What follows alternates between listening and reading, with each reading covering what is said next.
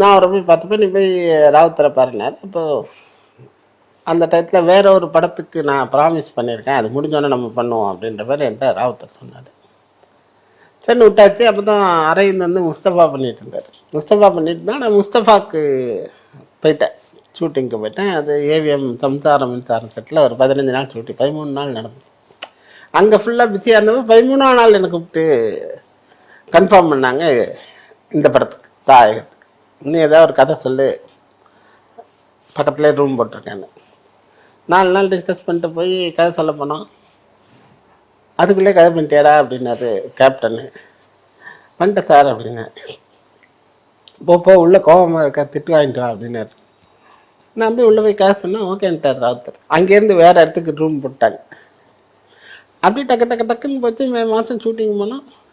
Full ஃப்ளெஜ்டாக shooting நடந்துச்சு, எந்த வித பிரச்சனைகளும் இல்லாமல் நல்ல ஷூட்டிங் முடிச்சு தாயகம்ன்றது நல்ல ஒரு வெற்றி படமாக அமைஞ்சது.